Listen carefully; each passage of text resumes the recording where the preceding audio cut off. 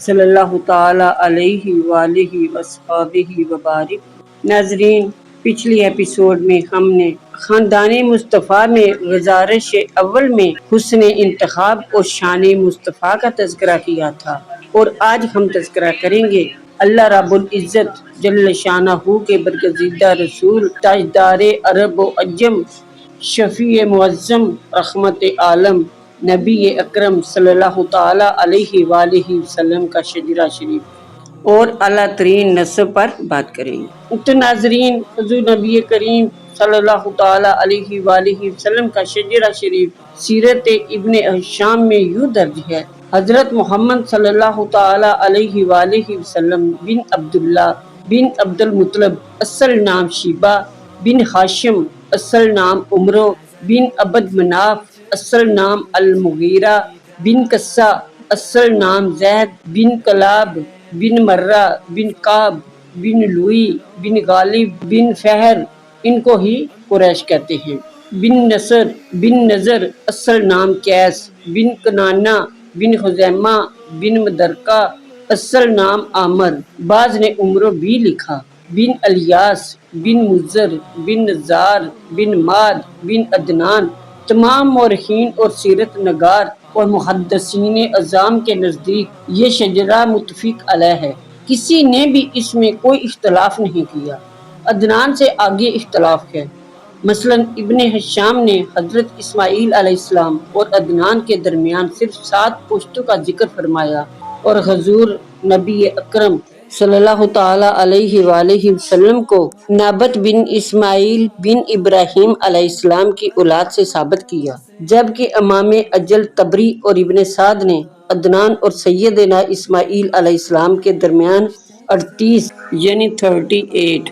پشتوں کا ذکر فرمایا، اور حضور نبی اکرم صلی اللہ تعالی علیہ وآلہ وسلم کو کیدار بن اسماعیل کی اولاد سے تحریر فرمایا۔ روضۃ الابواب کے حاشیہ میں ابن جوزی کی کتاب النساب سے تقریباً اختلاف سے 30 پشتوں کا ذکر کیا گیا۔ اللہ رب العزت اپنی شان کریمی کے لائق ان تمام برگزیدہ ہستیوں کے درجات بلند فرمائے کہ جنہوں نے میرے آقا رسول عربی، فدائے امی و ابی، روحی و جسدی صلی اللہ تعالی علیہ وآلہ وسلم کی سیرت طیبہ کے اس سدا بہار گلشن سے گلچینی کرتے ہوئے اپنے اپنے انداز میں روح پرور خوشنما گلدستے سجائے۔ یہاں یہ بندی ناچیز تاجدار عرب و عجم، رسول محتشم، شافع امم صلی اللہ تعالی علیہ وآلہ وسلم کے صرف ان آبائے کرام کا تذکرہ کرے گی جن میں کوئی اختلاف نہیں ہے۔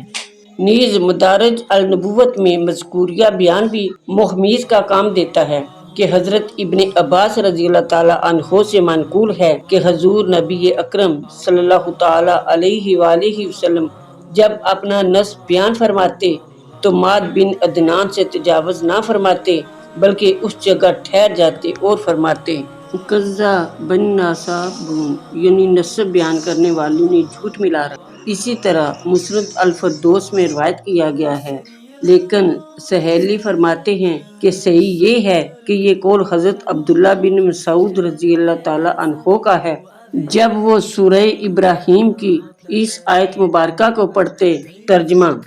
یعنی کیا تمہیں ان لوگوں کی خبر نہ ملی جو تم سے پہلے تھے، قوم نوح، عاد اور سمود، اور وہ جو ان کے بعد ہوئے کہ جن کو اللہ تعالیٰ کے سوا کوئی نہیں جانتا؟ تو حضرت ابن مسعود رضی اللہ تعالیٰ عنہ فرماتے ہیں قزہ بن ناسابون، یعنی یہ لوگ نسب بیان کرنے والے جھوٹے ہیں، کیونکہ یہ حضرت آدم علیہ السلام تک بغیر انقطاع کے علم النساب کا دعویٰ کرتے ہیں،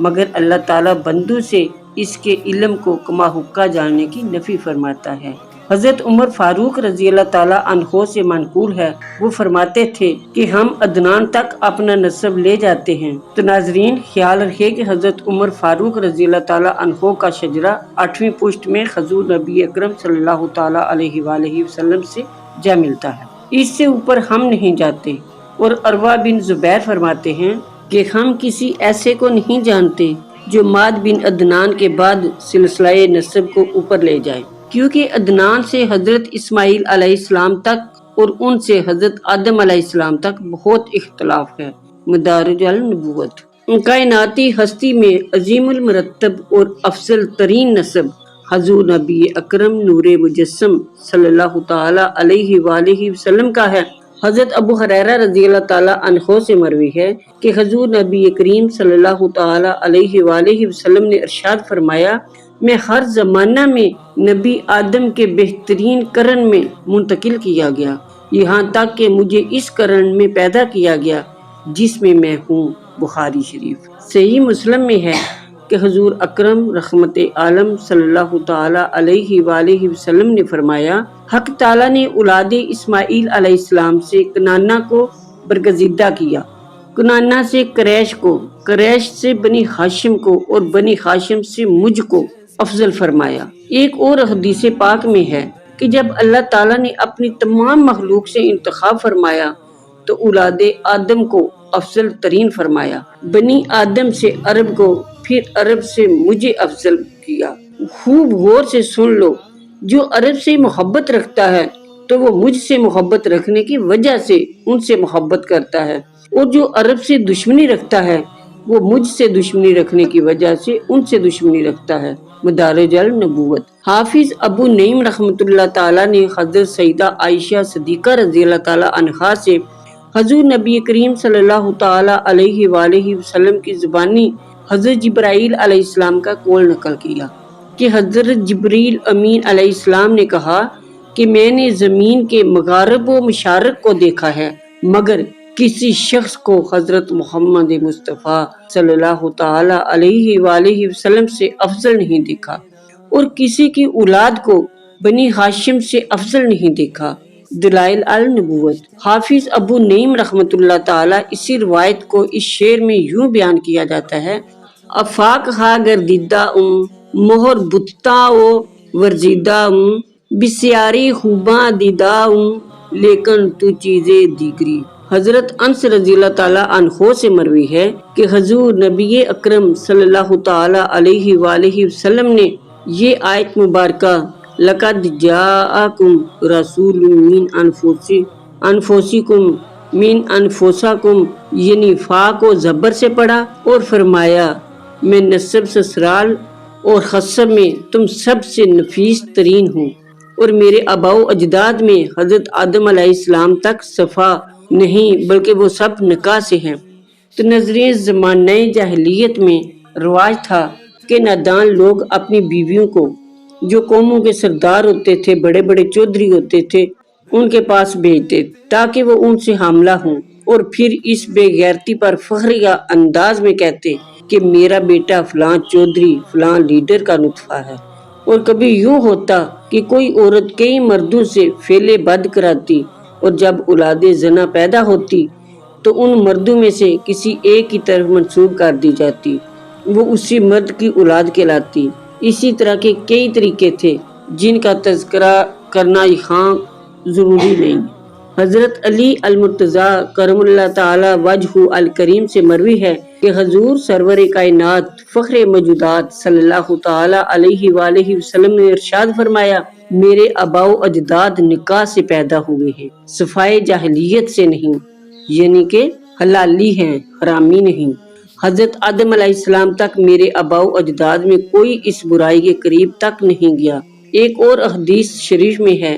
کہ رسول اللہ صلی اللہ تعالی علیہ وآلہ وسلم نے فرمایا، اللہ تعالیٰ نے مجھے ہمیشہ پاکیزہ پشتوں سے طیب و طاہر ارحام کی طرف منتقل فرمایا، اور جب بھی دو قبیلے بنے مجھے بہترین اور اچھے قبیلے میں رکھا۔ حضرت ابن عباس رضی اللہ تعالی عنہما آیہ مبارکہ وَتَقَلُّبَكَ فِي السَّاجِدِينَ کی تفسیر میں فرماتے ہیں کہ نور مصطفیٰ صلی اللہ تعالی علیہ وآلہ وسلم ہمیشہ اسلاب طیبہ سے ارحام طاہرہ کی طرف منتقل ہوتا رہا، یہاں تک کہ حضرت سیدہ آمنہ خاتون رضی اللہ تعالی عنہا کے ہاں آپ کی ولادت باسعادت ہو گئی۔ حضور نبی اکرم رسول محترم صلی اللہ تعالی علیہ وآلہ وسلم کے آبائے کرام میں ابو الانبیاء حضرت سیدنا ابراہیم علیہ السلام اور ان کے لخت جگر حضرت اسماعیل علیہ السلام، جو حضور نبی کریم رؤوف الرحیم علیہ التسلیم کے جد اطہر ہیں۔ پہلے ان دونوں بزرگوں کا ذکر مبارکہ کیا جائے گا، بعد ازاں حضرت عدنان سے حضرت عبداللہ رضی اللہ تعالیٰ عنہ تک کی آبائے کرام کا تذکرہ کروں گی۔ بارگاہ رب العزت سے توفیق و ہمت کی طالب ہوں، وما توفیقی الا باللہ العلی العظیم۔ تو ناظرین، اسی امید کے ساتھ اجازت چاہوں گی کہ آپ کو میری آج کی ویڈیو پسند آئی ہوگی۔ اگر آپ خاندان مصطفیٰ کے بارے میں پوری معلومات حاصل کرنا چاہتے ہیں تو میرے ساتھ جڑے رہیے گا۔ ملتے ہیں انشاءاللہ نیکسٹ ویڈیو میں، تب تک کے لیے اپنا بہت سارا خیال رکھیے گا۔ فی امان اللہ۔